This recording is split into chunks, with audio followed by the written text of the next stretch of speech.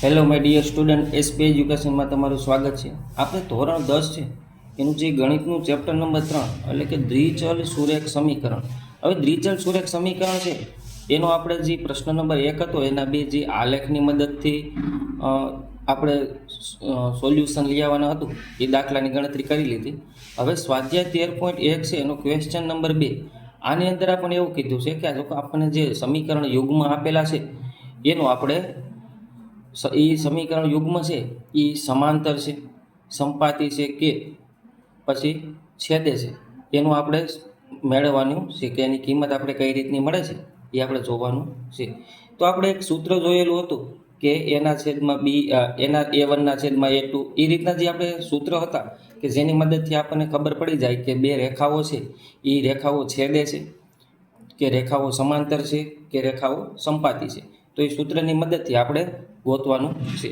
તો આપણે ધીમે ધીમે શરૂઆત કરીએ. જે પહેલો દાખલો આપેલો છે એની અંદર એક સમીકરણ એવું આપેલું છે કે 5x - 4y + 8 = 0 અને 7x + 6y - 9 = 0.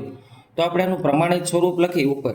તો એ પ્રમાણિત સ્વરૂપ પ્રમાણે આપણે જોઈએ કે ax + by + c = 0. તો હવે આપણે આ સમીકરણ છે એનું કમ્પેરિઝન કરી તો એક્સ ચલ છે એની સાથે સહગુણક છે એને આપણે એ કહેવાય, વાય ચલ છે એની સાથેનો સહગુણક છે એને આપણે બી કહીએ છીએ અને અચળ પદ છે નિશાની હોતું એને આપણે શું કહીએ છીએ તો કે સી કહીએ છીએ. તો આવી રીતે આપણે ગણતરી કરવાની છે. તો શરૂઆત આપણે દાખલાની આવી રીતે કરી શકીએ કે A1 છેદમાં A2 આપણે ગોતી બંને સમીકરણમાંથી. તો પહેલાં A1 કોઈ એક પહેલું સમીકરણ છે એને A1 વાળું કહી દેવું, બીજું સમીકરણને આપણે A2 વાળું કહી દેવું. તો A1 = 5 અને A2 બરાબર આપણને કેટલા મળે 7. તો A1 છેદમાં A2 છે આપણને 5/7 મળે છે.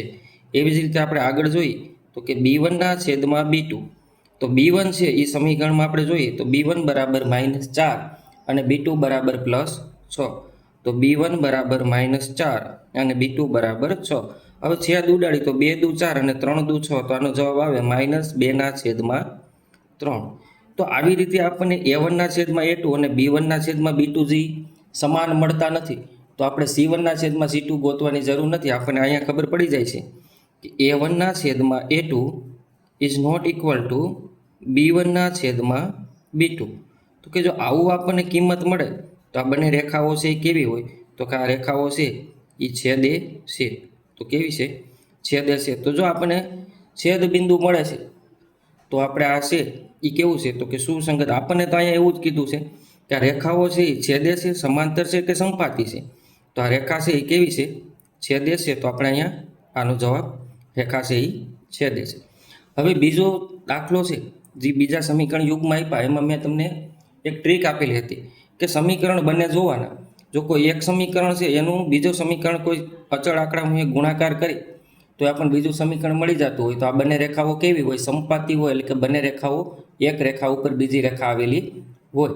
તો અહીંયા જો આ બીજું સમીકરણ છે ને આપણે 2 ગુણ્યા ગુણી પ્રથમ સમીકરણને 2 ગુણ્યા ગુણી તો આપણને બીજું સમીકરણ મળી જાય. 9 દુ 18 મળી જાય આપણને, 3 દુ 6 અને 12 દુ 24.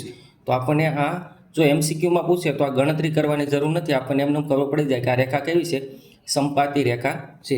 છતાં આપણે ગણતરી કરી તો કે A1 છેદમાં A2 આપણે ગણી તો 9 છેદમાં 18 તો આપણને જવાબ મળે A1 છેદમાં A2 બરાબર 1 છેદમાં 2.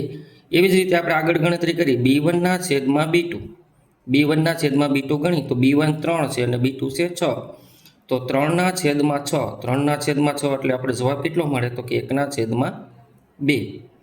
એવી જ રીતે આપણે આગળ ગણતરી કરી તો C1 છેદમાં C2 તો C1 બરાબર 12 છે. C1 બરાબર કેટલા છે 12 અને C2 બરાબર 24. તો 12 છેદમાં 24 એટલે 12 દુ 24 એટલે 1 છેદમાં 2.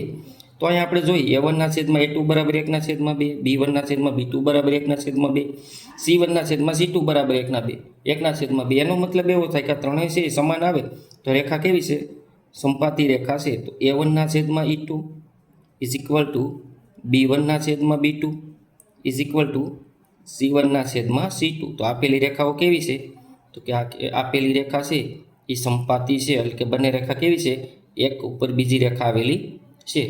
અને આના જે છેદબિંદુ મળે છે કેટલા મળે તો કે અનંત છેદબિંદુ મળે. અહીંયા આપણે અનન્ય છેદબિંદુ મળે છે, બે રેખાઓ છે એક જ બિંદુમાં છેદે છે, પણ અહીંયા બે રેખા એક રેખા ઉપર બીજી રેખા આવેલી છે એટલે એના છેદબિંદુ કેટલા મળે તો કે અનંત મળે.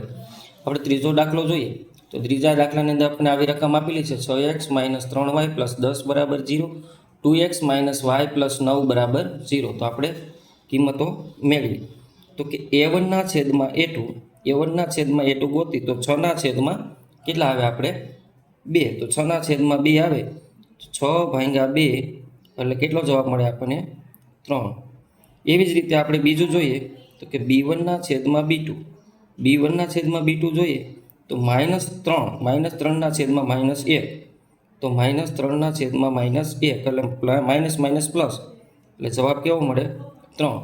હવે આપણે જોઈએ c1 છેદમાં c2, c1 છેદમાં c2 જોઈએ તો 10 છેદમાં કેટલા આવે છે 9, તો અહીંયા છેદ ઉઠતા નથી. તો a1 છેદમાં a2 અને b1 છેદમાં b2 સમાન મળે, પરંતુ c1 છેદમાં c2 છે એ પહેલાં બે છે એને સમાન છે નહીં. તો આપણે અહીં આવી રીતે કહીએ કે a1 છેદમાં a2 = b1 છેદમાં b2 કે નોટ ઇક્વલ ટુ અહીંયા સમાન છે નહીં, નોટ ઇક્વલ ટુ c1 છેદમાં c2. તો આપેલી રેખાઓ કેવી છે તો કે આપેલી રેખાઓ છે એ સમાંતર રેખાઓ છે. તો સમાંતર રેખા હોય એને છેદબિંદુ હોય નહીં. તો આવી રીતે છે આપણે સ્વાધ્યાય 3.1 ક્વેશ્ચન નંબર 2 છે એના 3 દાખલા આવી રીતે પૂરા થાય છે. હવે આપણે આગળ ગણીશું.